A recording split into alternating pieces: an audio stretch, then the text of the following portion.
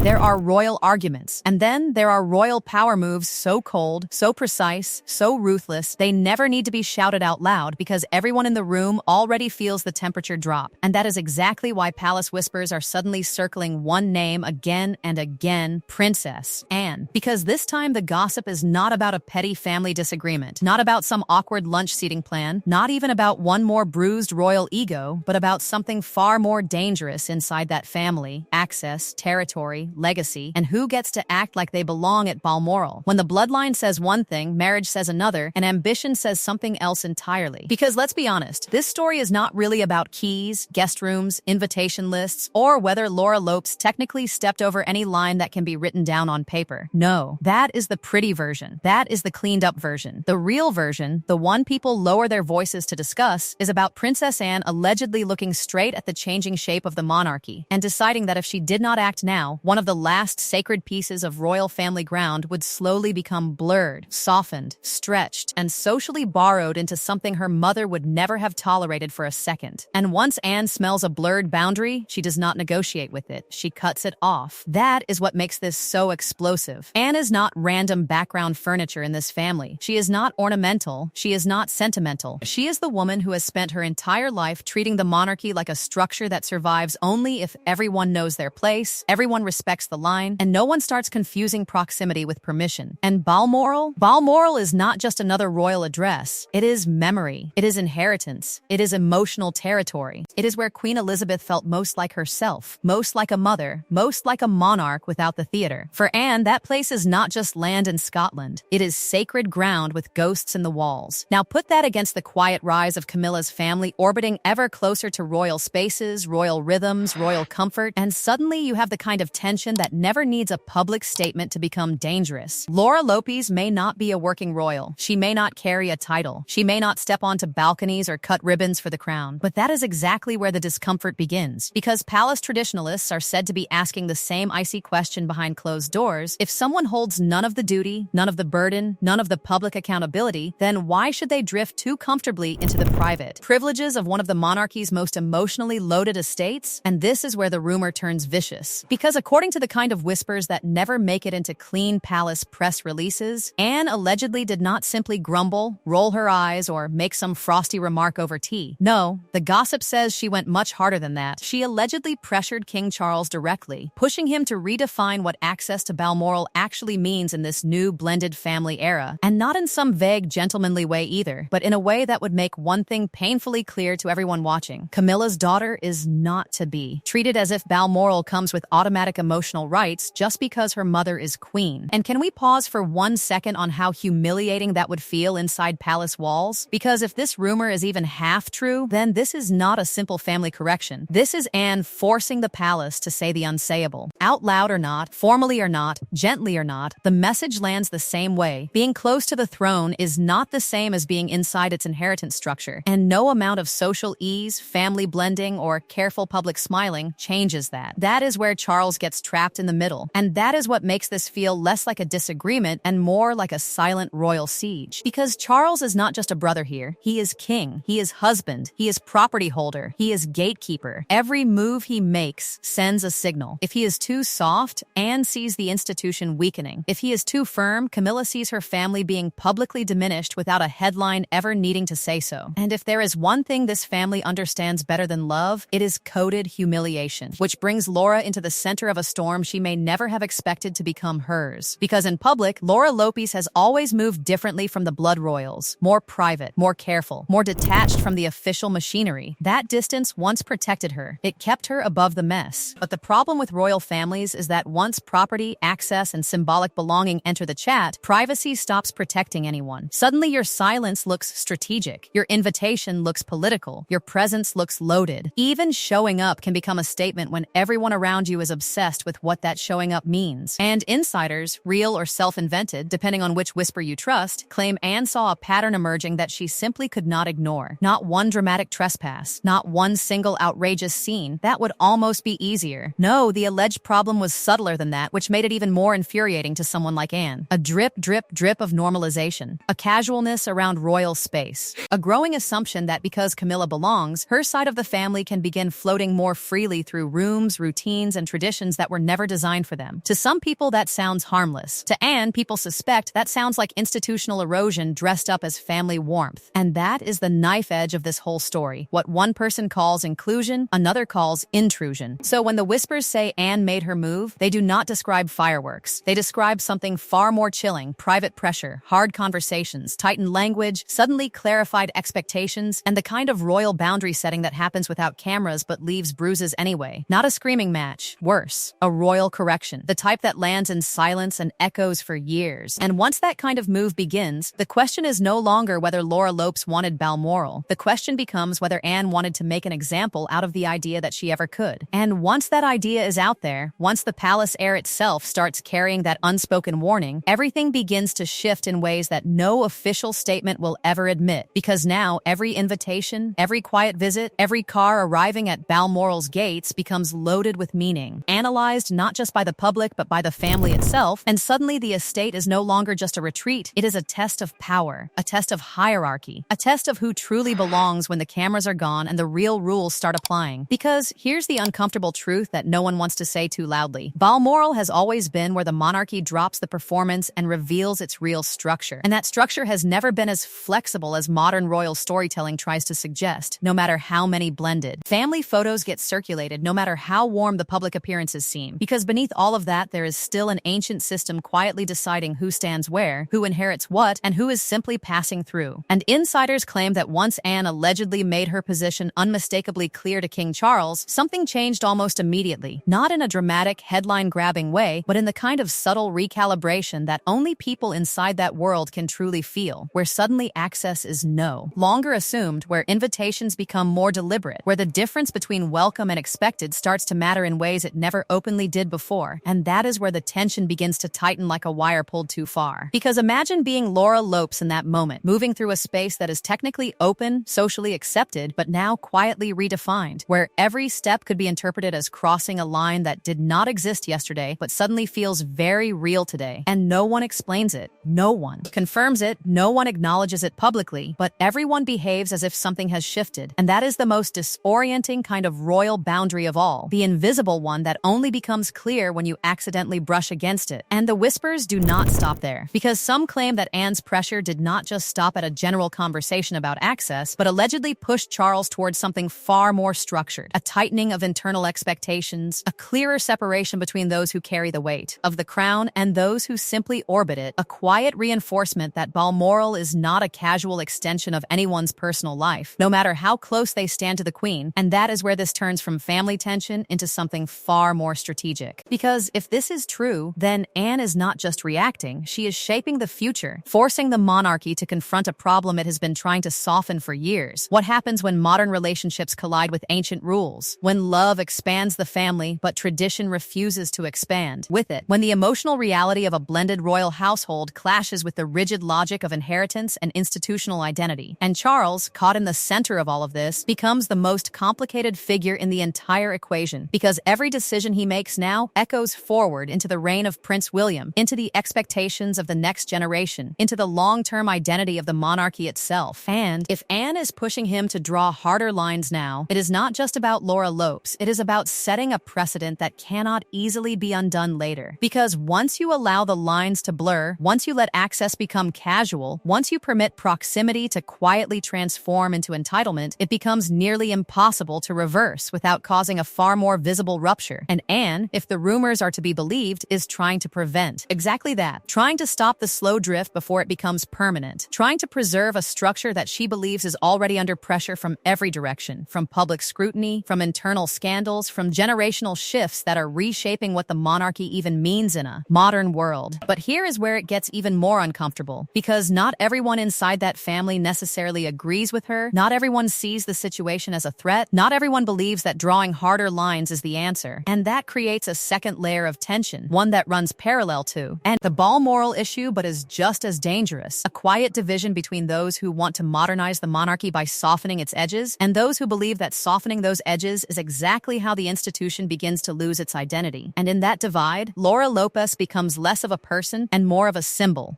of how far the monarchy is willing to stretch its definition of belonging, a symbol of how much influence marriage should grant beyond the individual who actually holds the title, a symbol of the blurred boundary boundary that Anne allegedly refuses to accept, and that is a heavy role to carry whether she ever asked for it or not. Because in royal history, it is never just about one moment, one visit, one conversation. It is about patterns, about precedents, about what becomes normal over time, and if Anne believes that a pattern was forming, then her alleged intervention was never going to be gentle, never going to be passive, never going to be something that could be ignored. Because she does not operate that way, she never has. And that is exactly why people take these whispers so seriously, even without official confirmation. And now the atmosphere around Balmoral feels different, not because of any public announcement, not because of any formal restriction that can be quoted or challenged, but because of the growing sense that something has been decided behind closed doors. Something that may never be explained but will be enforced all the same. Something that redraws the invisible map of who stands where in that family when the gates close and the real hierarchy takes over. Because that is the thing about royal power. It does not always announce itself. It does not always need a signature or a statement. Sometimes it is just a shift in behavior, a change in tone, a subtle tightening that everyone feels but no one names. And if Princess Anne has indeed made her move, then the real impact is not in what was said, but in how the entire system quietly adjusted around it. And the most unsettling part of all is that this story does not feel finished. It feels like the beginning of something deeper, something that will continue to unfold as Charles's reign faces more pressure, as William steps closer to the throne, as the monarchy is forced to decide what it is willing to become and what it refuses to let go of. Because Balmoral is not just land, it is a symbol, and whoever controls the meaning of that symbol controls far more than just a castle in the Highlands. So the question lingers, hanging in the silence that follows all the whispers, all the alleged pressure, all the quiet recalculations. Was this simply Princess Anne protecting tradition? Or was it the first visible crack in a family struggling to define where loyalty ends and authority begins? And if that line has now been drawn, then who else might find themselves standing on the wrong side of it next?